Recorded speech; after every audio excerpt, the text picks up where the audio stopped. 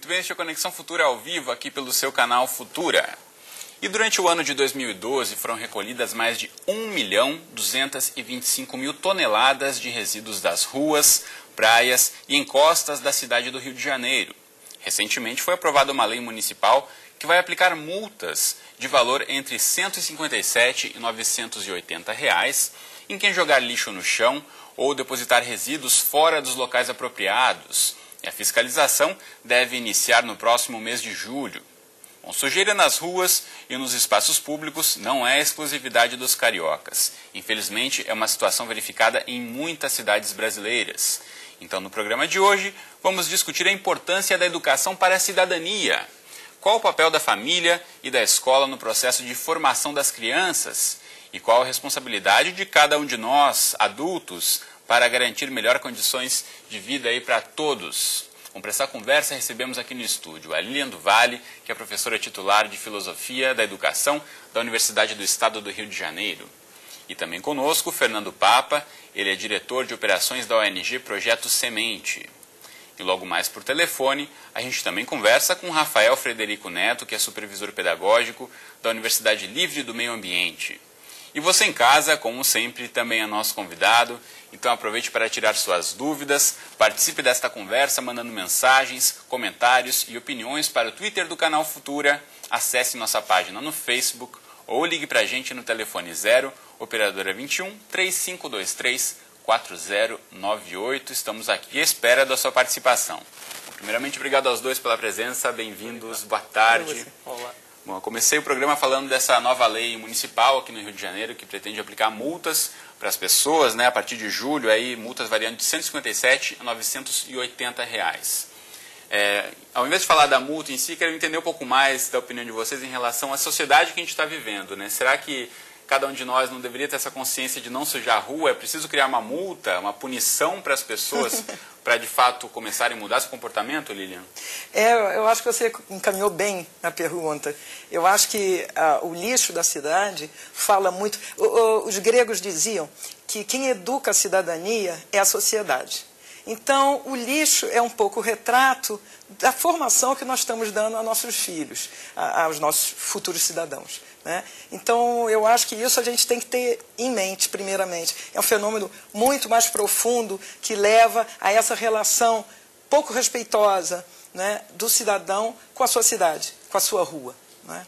Muito bem, Fernando, você concorda com a Lilian? Eu concordo. A questão, até estava conversando com a Lilian no bastidor, que a multa ela não vai mudar a cultura de um povo. Então, é um pouco emblemático a questão de já chegar com uma multando ou não tendo programas anteriores que gerem, sim, uma consciência ambiental do assunto, do tema, e aí sim, caso não surta um efeito positivo disso, aí num segundo passo, você poderia partir por uma penalização. Só a multa também não vai mudar a consciência de ninguém, é isso, Lilian? Eu acho que eu não sou tão descrente das medidas de coação, não. Eu acho que elas têm um lugar nas sociedades. Só que eu penso que na nossa sociedade o papel delas é muito pequeno, porque, se costuma dizer, há muita impunidade, porque, na verdade, a coação ela não exerce o papel que ela já exerceu em outros momentos da sociedade, né? Quando, por exemplo, a pessoa, estávamos conversando, o adulto chega para a criança e diz, não faz isso, menino. Ele estava, naquela época, reforçando uma frase que a mãe dizia dentro de casa, que a professora dizia na escola. Então, aquela autoridade, aquela palavra do adulto, era revestida de uma autoridade que hoje não tem. E isso também serve para as leis. Então, ninguém acredita muito na coação. Então, é por isso que ela não funciona. Isso dito, eu não estou dizendo que só a coação funcione. Evidentemente que minha posição é como a sua, a de que é preciso um trabalho muito mais longo de educação. Mas eu diria que a coação ela não é, em si, ruim no que se respeita a uma sociedade. A gente também precisa de medidas coercitivas, né? Tem que ser um balanço, então, das duas coisas. Não só uma lei, nem somente não, e temos que entender qual é o lugar que essas medidas podem ter na sociedade atual. Não é? Há momentos, o Rousseau dizia, quanto mais se fazem leis duras, mais as pessoas erram. Não é? Então, há certos momentos que a lei muito dura ela tem um papel inverso, uma consequência inversa do que a gente imagina. na nossa sociedade, eu penso que há uma espécie de desmoralização da norma, da lei, que torna, vamos dizer, essa atitude um pouco inócua se ela não vier, como ele dizia, com outro tipo de atitude. Vou mostrar para você em casa um site que é do Projeto Semente, representado aqui pelo Fernando, já está na tela para você, então, projetosemente.org.br. E o Fernando tem uma história interessante que desde sempre, desde jovenzinho, aí, já tinha esse interesse em participar de iniciativas voltadas ao meio ambiente. Conta pra gente, Fernando, começou quando isso? Essa questão começou eu tinha 14 anos, construção de um aterro sanitário em Itapevi, em área de nascente, a companhia Itapevi, cidade interior de São Paulo. Grande São Paulo, região metropolitana.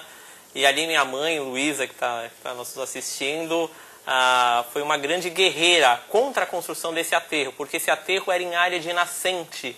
E com exemplares, era a Araucária angustifolia, que é o pinheiro do Paraná, com árvore ameaçada de extinção, um fundo de vale. Na época nós conseguimos até a visita do saudoso geógrafo Aziz Absaber, que também foi contra a instalação desse aterro lá. Só que, infelizmente, com o poder do Estado, aí, o que nós debatemos era não contra o aterro sanitário, e sim contra o local. Colocar lixo em cima de nascente não dá. Muito bem, então você tinha esse exemplo em casa. Eu tinha esse exemplo em casa, com aí 14 anos, e o que me motivou, e aí trazendo a questão da educação, a importância da educação, eu lembro 14, 15 anos, eu era assinante do Jornal do Senado, eu era depois assinante do Jornal da Câmara, depois eu parei de receber porque extinguiu a edição impressa.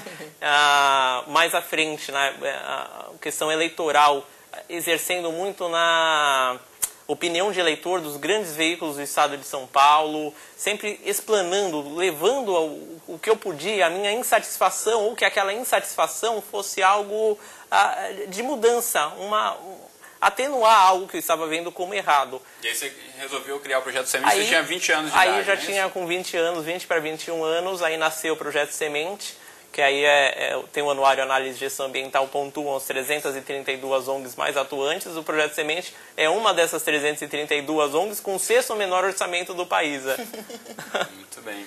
Eu vou chamar agora também para a nossa conversa, direto de Curitiba, no Paraná, o Rafael Frederico Neto. Ele é supervisor pedagógico da Universidade Livre do Meio Ambiente. A Unilivre é uma organização não governamental que promove discussões sobre meio ambiente e sustentabilidade urbana. E entre os projetos existe o conceito da formação de multiplicadores da educação ambiental. Boa tarde, Rafael. Conta pra gente como é que funciona essa questão de formar multiplicadores. Bom, boa tarde a todos. É um grande prazer. Feliz Dia da Terra aí para todos. Descobrimento do Brasil. A ideia inicial da Unilivre, que tem 20 anos de atuação, era formar quem trabalhasse com grandes públicos, guardas municipais, professores, taxistas, e depois foi ampliado para todos os cidadãos, e agora também na lógica inversa, que é capacitar a criança, porque ela vai para dentro de casa levando essas noções e sensibilizando os pais. Então esse é o trabalho que a gente tem feito, 7 anos de Universidade Livre do Meio Ambiente. Muito bem, essa questão dos multiplicadores, então você fala muito da criança, né? Como aqui a gente tinha o Fernando contando a história dele, eu quero saber de você, Fernando, na sala de aula, você tinha o modelo da sua mãe, como você falou pra gente, você percebe a mesma consciência que você tinha naquela época nos seus colegas? Você percebia? Dos meus colegas, olha, acho que não, porque de todos que eu conheço, ninguém seguiu a carreira ambiental ou como um ativismo, na verdade, porque tem que ter uma vocação muito forte para conseguir vencer todos os desafios que uma ONG para ser legalmente constituída. Então, mesmo que ali estudei em colégio particular, cada um seguiu sua vida e embora a educação fosse fundamental naquele momento, a questão ambiental, a questão do voluntariado, ela ficou para trás, sim. Rafael, quando se tem um jovem envolvido, engajado em questões ambientais, você acredita que se fornece nesse espaço aí uma condição de maior consciência entre os pares, entre os colegas? Eu acho sim, e a gente fez uma experiência importante junto com o CRAS São José aqui em Curitiba, estimulando os jovens ao seu protagonismo, ao invés de apontar os problemas, arranjar soluções para a comunidade. Eles estão fazendo uma mobilização, tem 1 mês e 20 dias mais ou menos, pintaram o muro do CRAS com a identidade local, estão fazendo uma grande mobilização, ainda terá um evento promovido por jovens, eles querem transformar a sua realidade somente porque foram estimulados a acreditar naquilo que eles têm dentro deles, aquela inclinação deles. E batizar o grupo de Eco-Jovem pelo atendimento feito junto com a universidade, em parceria com o CRAS. Então viraram os Eco-Jovens aí, fora outras crianças e outros enfrentamentos, como o projeto Biobairro que a gente tem na Uniride. Muito bem, e você em casa pode participar também do nosso bate-papo, mandando mensagens para o nosso perfil no Twitter, nossa página no Facebook, ou ligando para o 0 Operadora 21 3523 4098. O pessoal em casa já está participando aqui, como a Alessandra Belo pelo Facebook.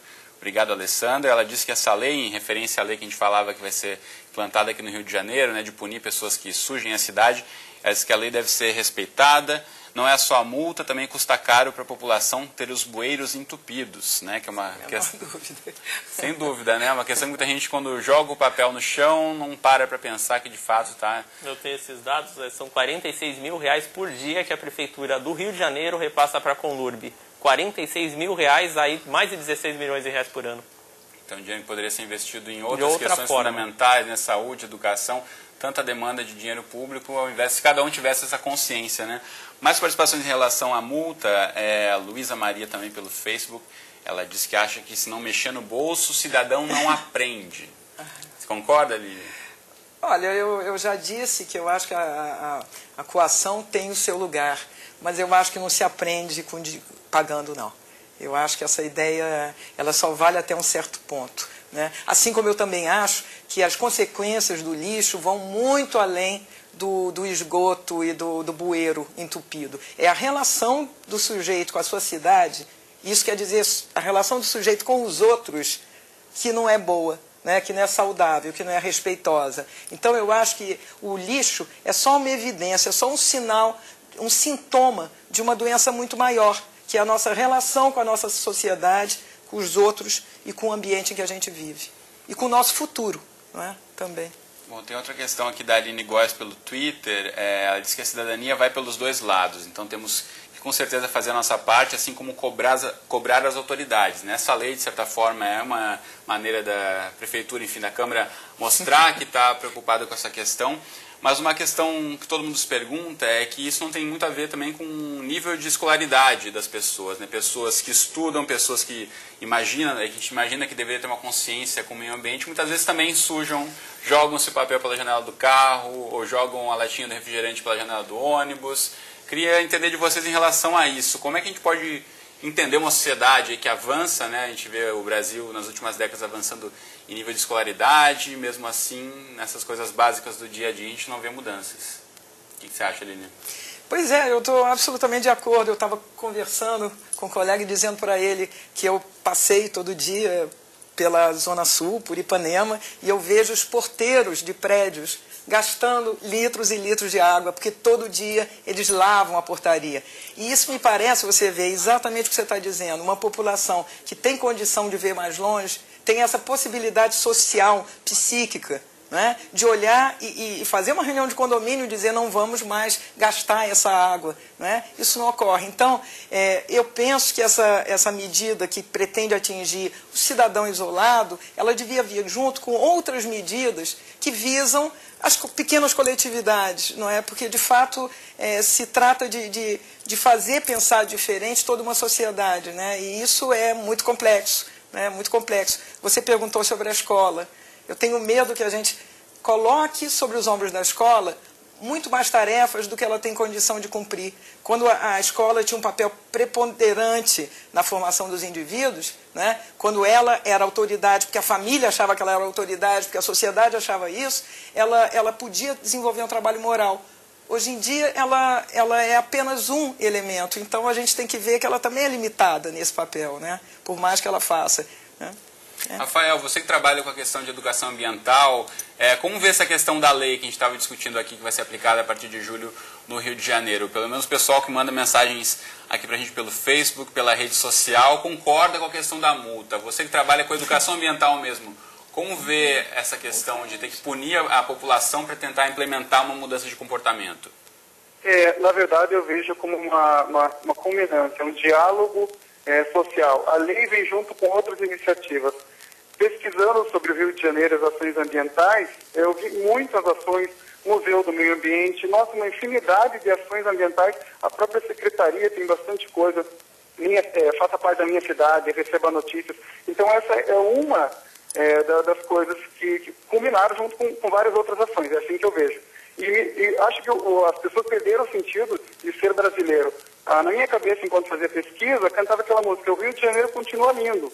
Nunca foi o Rio de Janeiro. Mas qual brasileiro não cantou essa música? Eu sou um sensibilizador aqui na minha instituição e fiquei pensando na questão do Rio de Janeiro. Então, acho que é importante que as pessoas se apropriem da sua localidade, da sua identidade, com multa ou sem multa, até porque quem não joga não precisa ter minha multa, né, mesmo, e retornar para esse sentimento.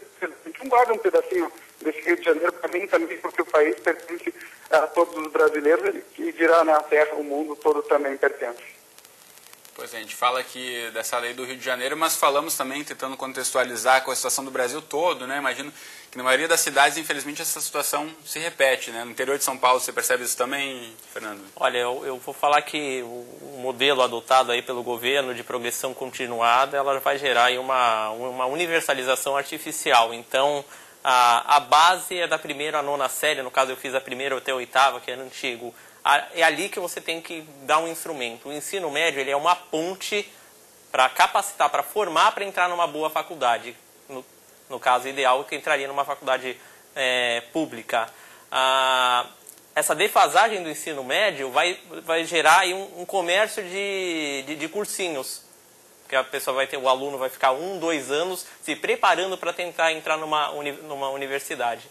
Então, são diversas ações estruturais e governo para você conseguir ter uma educação mesmo forte para que a gente não veja isso, né? Porque... Mas você está dizendo então que na verdade o papel deve ser mais da escola. A escola deve assumir mais essa responsabilidade de educação para o meio ambiente? A escola deve assumir, só que aí também eu vejo um outro revés, porque os melhores professores, eles vão para a rede privada. E quem fica na rede pública... às vezes ele está ali estagnado. Eu vou ser obrigado a discordar. Diga lá, Lili, discorde. Não, eu acho que o que acontece, se você reparar, é um discurso meio dúbio do governo. Eu digo as diferentes esferas. Porque, por um lado, você tem as ações que, como ele bem citou, são importantes de meio ambiente, mas, por outro lado, se pede da escola pública, o que se pede atualmente não é a formação integral do indivíduo. Não é a formação do cidadão, não se dão elementos para que os professores possam trabalhar essas dimensões. Porque o que se espera, cada vez mais, é que a escola pública ela atenda a um certo número, a um certo índice, que vai colocar a escola pública brasileira, no concerto das nações, num lugar bom. Então, o que se preocupa é com a formação pragmática. Não estou dizendo que ela não seja importante. Ensinar português, matemática, história, geografia.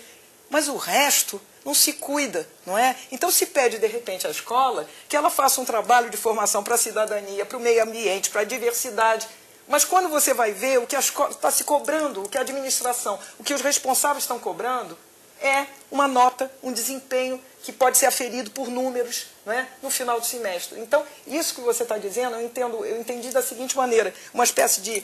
O segundo grau parece que se volta para uma coisa pragmática, já não é mais ou a formação para o trabalho, ou então a universidade. E a formação integral do sujeito, que continua, que vai, não é? Que continua a vida toda, não é? Você não pode responsabilizar a escola por uma tarefa que não se deu condições a ela de exercer.